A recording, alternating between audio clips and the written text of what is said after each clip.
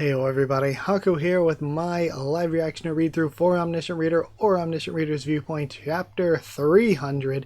We've made it to a pretty big milestone. I'm incredibly excited. This arc has been amazing. I love all of the stuff going on right now. And we left it some interesting stuff with Shudya, who was awesome, and the fourth wall doing some crazy unexpected stuff, and we still need to figure out what exactly is happening with that. And yeah, because we're at chapter 300 now I have two really big videos that I'll be making as soon as possible. Maybe this week, maybe next week. Again, just as soon as possible. I will be working on them starting from when I get this video posted. I don't know if that means that I will delay 301's reaction any just to work on those more, or if I'll do 301 anyway because I don't think it'll be very long. I'll probably just do 301 anyway because it's probably not going to be very long, but either way, I've got two big videos for ORV coming. So either way, with all of that aside, let's read chapter 300 for now. We start off where we left off with the fourth wall doing some chomping. "You bastard, you're supposed to be helping me, not getting in my way." He tries to reach back, but it's in that space that's hard to reach. The fourth wall says, "Grar? Excuse me, fourth wall? Use your words." And he's still stuck in this, like, space that's being devoured? But it starts cracking and shatters. Shudya looks surprised by the turn of events. Okay. Constellation, the exalted god of light, is appalled. "Just what are you?" And his third eye's bleeding. "Right, I forgot. The fourth wall stands above all mind-affecting skills. I really thought I was about to be eaten alive. I managed to break free from Shurya's power, but my mana's completely drained. I don't even have the strength to open another bookmark." Yeah, this might be the L. We're not gonna take two W's in a row. We gotta go to the third round, I would assume. Especially because the hints are already there, with Jungkook calling more people in, and Asmodeus getting involved. So it felt like we were always probably not just going to win two in a row. We were going to have to go to a third round. And that makes you wonder what's going to happen between Melodon and Burkhan then, once Dokja and Jungkook are out of the picture. I don't even have the strength to open another bookmark. But the fog in the canyon thickens. 20 minutes have passed since the game began. Unless they do just get some kind of crazy win here. And 20 minutes have passed since it began. How does the time limit work? Are the rounds 30 minutes or something? Because last time we reached a time limit, and it seemed like it didn't take that long for them to get to a time limit and for the round to end from that.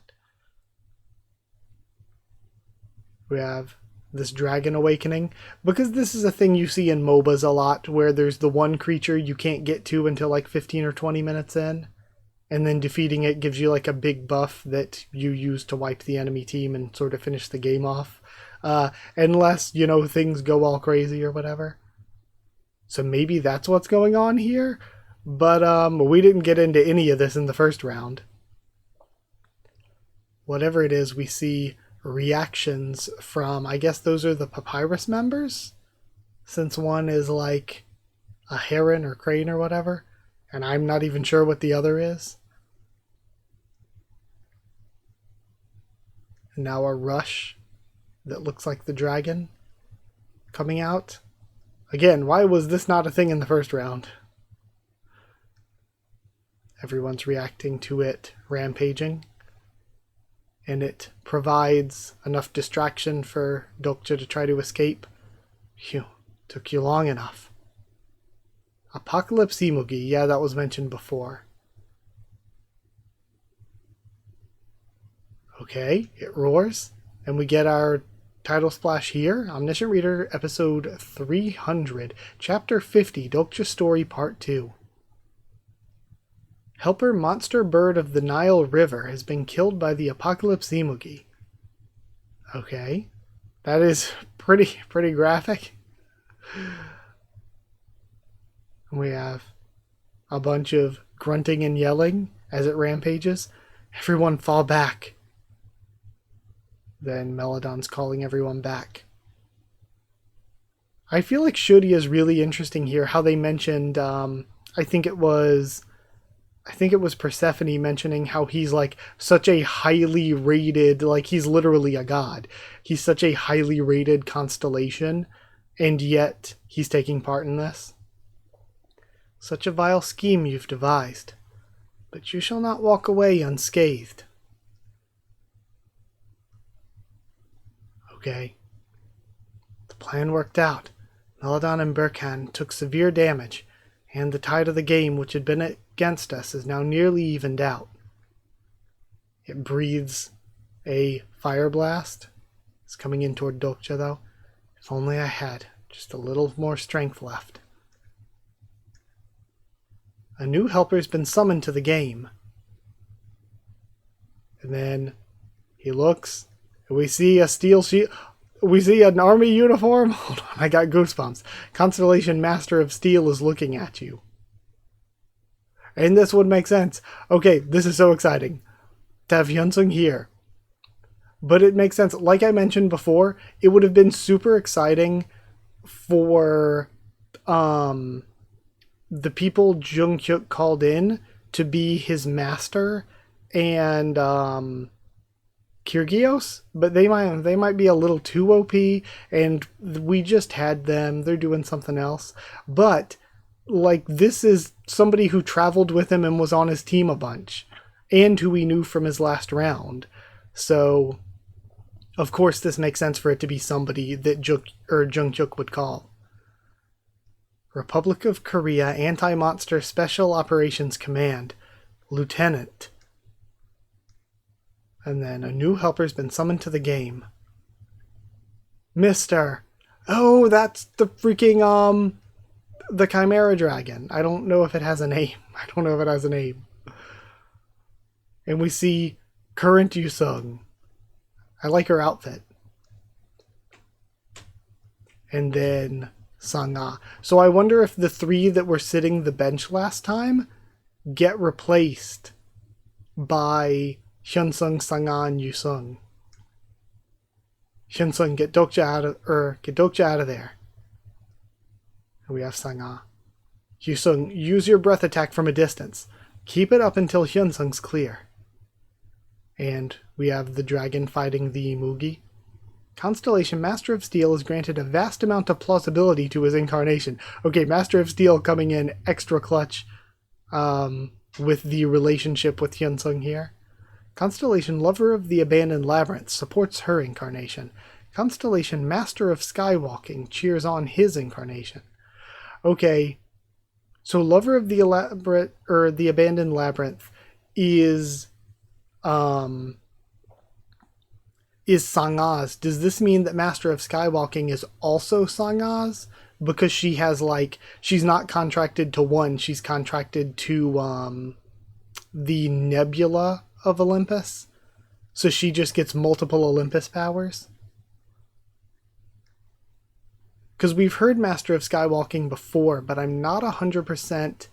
Would that be like Hermes? Like Mercurius? Would that be Hermes? Or would that be Apollo because the chariot across the sky? I'm thinking maybe Hermes. That might be a Hermes power. Unless it's just somebody else from Greek mythology that I'm not thinking of at all.